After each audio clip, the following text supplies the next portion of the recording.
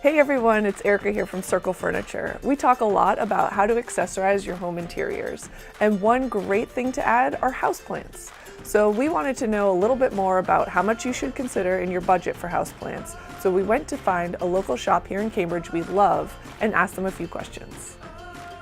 For houseplant costs, the two main drivers tend to be size and uniqueness of the variety or rarity. You can pretty easily get a houseplant in a 4-inch pot for under $10, and that would give you something around this size. So you could find this anywhere from $4 to $10 or $12, depending on the type of plant you're purchasing.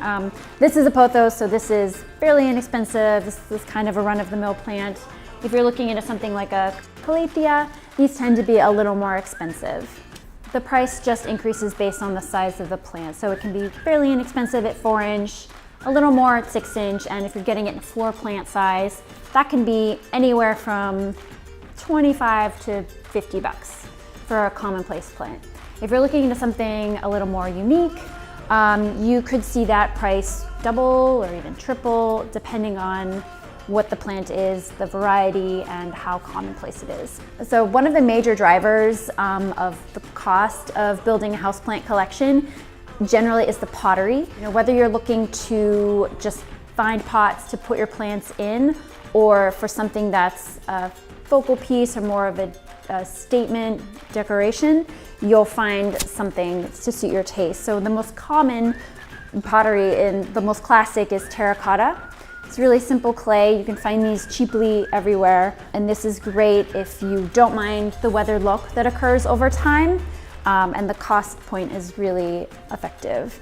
If you're looking to add a little more design, if you want a little more of a statement piece, you can go with a handmade. There are many incredible potters and ceramicists doing really beautiful work now.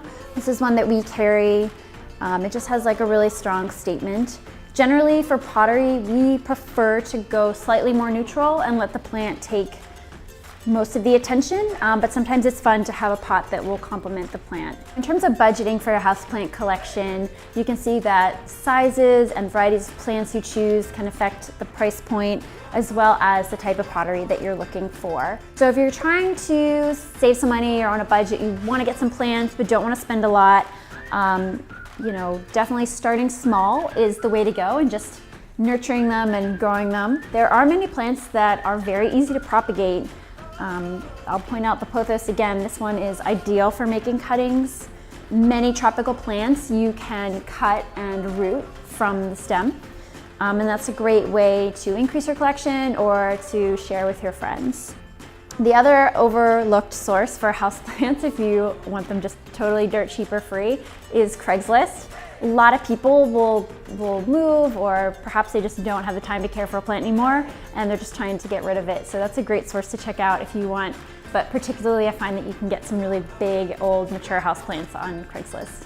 So you don't need to spend a fortune to have a houseplant collection. You can take a small plant and leave it in its grower's pot for a certain amount of time. You can stick it into repurposed containers, candles, old cool bowls, anything that you have around, you can potentially plant into. So whether you have a big budget and you're looking to add a lot of lush plant life in big, beautiful containers, or you're just looking to add a few things simply on your windowsill, you can cater the amount of plants and the style of pottery that you're purchasing to meet your budget.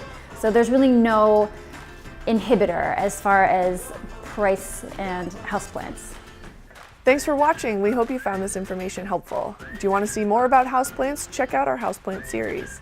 If you want to see more videos on interior design tips, please click subscribe.